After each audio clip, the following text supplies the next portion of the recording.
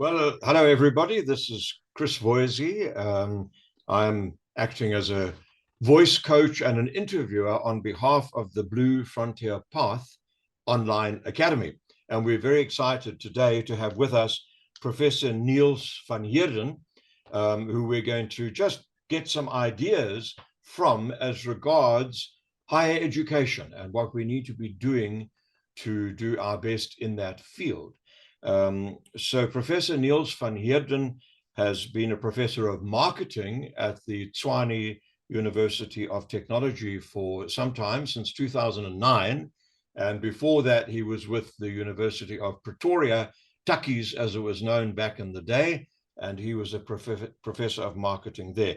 So Neels, a very big welcome to you, and thank you so much for joining us today.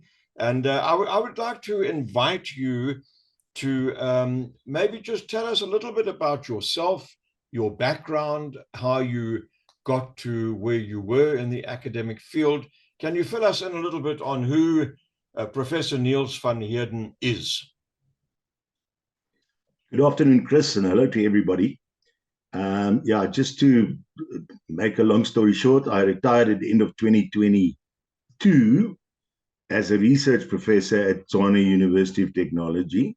But to be quite honest, and then I will start at the end of my career, but then I'll work back to the start of my career. The last 10 years or so at Tshwane University of Technology, I really started focusing and specializing on research methodology and also postgraduate work, postgraduate supervision, which makes me not redundant at the moment. I can still be very useful to anybody who wants to dabble in research or to progress in terms of knowledge for the next number of years. But let me start. When I was at school, I was very interested in sport. I was in a boys' school in Johannesburg, Helpmekaar Hoërseun School. Now it's a private school, Helpmekaar College. The other day we had a sort of an alumni association. They said, we don't need your money, we just need your networking and we need your skills. So that's what my life was all about, is networking. So after school, doing military training, which we had to do, I then started studying at Pretoria University. I was good at science and maths and chemistry at school. But after my first year, I said to myself, I'm not an engineer. I just did not have the aptitude for an engineer. So I started studying BSc, but I got very involved in varsity media and varsity marketing. So I became the manager of the varsity newspaper. After a few years, I wrote a column on sport. I participated and represented the University of Pretoria in 3 sporting codes. And my residents, we played in league sport, and I participated in 9 different sporting codes. That is if you include chess. But we did have a very active chess league. So I was very involved in sport. But then after completing my, of all things, BSc Agricultural Economics degree, I got a part-time position at the university's public relations department because of my interest at the newspaper and media marketing. So I got a part-time position there just to make up just to complete my last year. But then it became a permanent position. And so my career at University of Pretoria started in the public relations division. But then I said to myself, but I'm now involved in marketing. So I started postgraduate studies in marketing at Pretoria University. And then eventually, because of my love for sport, I did the first ever doctorate in sport marketing and sport sponsorship in South Africa, but that was decades ago. So that really I made a diversion from, I thought I was very good at maths and science and chemistry, to sport marketing and marketing per se. So I became also then later on a lecturer, and I moved up from junior lecturer up to associate professor at Pretoria University. And then my main field was marketing, but I also developed this, and I started the first ever postgraduate course in sport marketing at Pretoria University. And I can say that two of my students at that stage are two very, very high profile sponsorship managers. The one is the sponsorship manager of Vodacom, and the other one is the sponsorship manager at Nedbank. So that was for me a huge turnaround in my career. But then a position was then advertised at Tshwane University of Technology. That was 2009. And the position there was for the head of department. And it was a huge department, which suited me like a glove. It was the Department of Marketing, Logistics, and Sport Management. So for me, that was a very nice angle, the marketing and the sport management. And I held that position for a number of years. But then in the postgraduate situation, I then started getting involved, either if they needed someone to supervise or to present seminars on research methodology and research design, how to do a literature review, how to write a proposal. My hand usually was up and nobody else wanted to do it. And that's where I then sort of diverted away from academia. I left the position as head of marketing after 7 years because I wanted to be more involved. So I do have a very lucrative research career as well in terms of publishing. I was at the top 15 at TUT in terms of output. But then I said to myself, but I must spread my wings. So I started also doing mentoring and tutoring and postgraduate supervision for students at the Tshwane Business School. But it's the name is the Tshwane School for Business and Society. So I also supervised a number of doctorates there. And then close to my retirement, I also did some short courses on particular methodologies. Mixed methods research is one of my fields of expertise. I'm not the greatest scientist in terms of that, but I know my way around. I can supervise any student who wants to conduct a mixed methods research design. And then at the end of my retirement, I said to myself, well, where will I now go to? So I've now been involved at Stadio Higher Education as well. And what fits me again as a glove, so I'm very fortunate. What fits me as a glove is that I started offering a bridging program for students who have the potential to do a doctorate, but they might not have done a master's degree at a university where they get accepted into doctorate programs. So this bridging program is for students who does not, for a student who does not really know how to compile a high quality research proposal, and this is now what I'm doing there. And then they also asked me to develop a bridging program for students who complete a postgraduate diploma at, now it's a new qualification in South Africa, where they did not have research as a subject. So the bridging program, and I'll be running that next year, is a bridging program for students who would like to enroll for a master's degree, but they do not have any research knowledge. So that bridging program is then ideally suited for them. And then a third thing that I'm working on at the moment is, if we look at the requirements that the Department of Higher Education and Training, we do not deliver enough doctorates. But who will supervise all of these doctoral students? So I'm also working on it sounds perhaps a bit snobbish, but it's not a snob product, license to supervise. So young and up and coming academics at any university. And by the way, it's all online, so it's also open for any student anywhere in the world. But we do focus obviously on Southern Africa, South Africa, Southern Africa. Currently, I have a few students from Namibia, to also then empower young emerging scientists who would say, but look, as part of your job, you have to supervise postgraduate students, and you also have to publish Okay. research in front of undergraduate classes. And that's perhaps one of the reasons I was very good at undergraduate classes. I could clown, I could get the students to perform, do presentations even on first and second year level, third year level at university. But it became a bit of a how can I say, overload to have full undergraduate classes, and we have to develop new subjects, new curricula, and also do postgraduate and also supervise.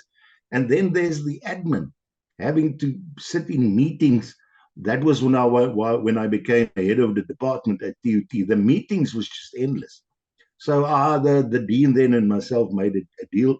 I will then move out of the way, and I will then be a research professor so that I can mentor. I could mentor all. This is now management sciences.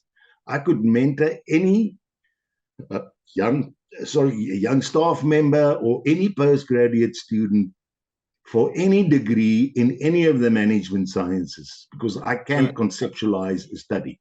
I'm going to interrupt you there for a second, Neels. I'm finding Sure. this very interesting indeed, because you're telling us about some changes that you made yourself, which is very Yes. important. I mean, you're going in one direction towards engineering, science, etc., and suddenly you're thinking, hang on a second, this is not really who I am.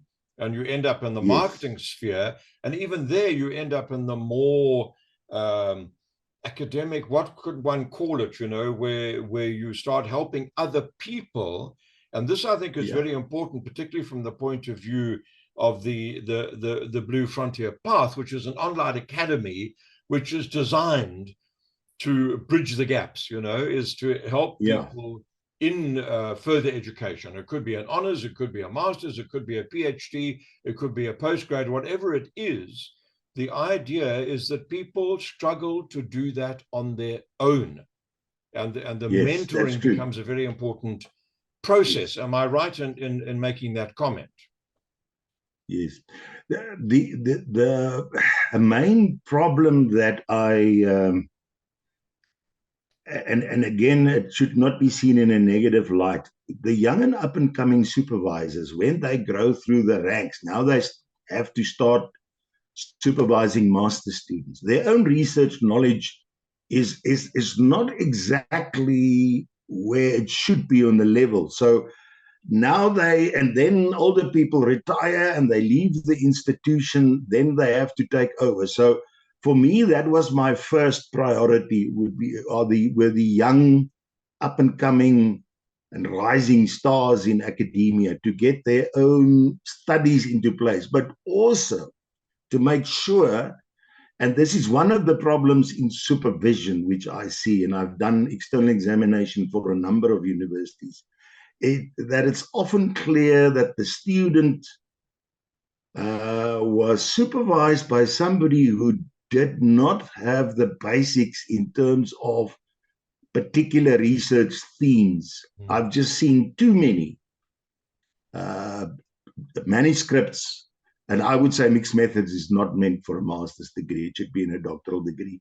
That I've seen mixed method studies on doctorate level landing in my inbox to assess, or to examine, and then I can see, but the supervisor was not capable enough to guide the student in terms of the intricacies of what is necessary in mixed methods. Another huge problem that we have is that everybody now wants to do qualitative research because they think, it's easy to do 15 interviews. But you have to extract the richness from 15 or 20 interviews to really make a contribution. So I have a repository, I have material, I have learning programs, I have tools that if somebody comes to me and says, I just don't know, where do I start with a literature? I've got the tools that I can say to the student, This is how you kick off your and there I bring a sport term in, where you kick off your literature review.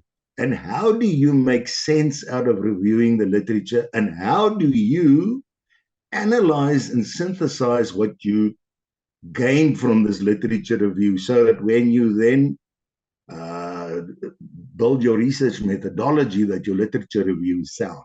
So So we're not talking about replacing the supervisor. We're talking about no, assisting it's that role. adding. We're sort of filling it out Yes, with just adding yes, more to it and bringing in the that's right. mentoring aspect. And I don't even need to be, my name need not be on the final manuscript saying this person was a co-supervisor.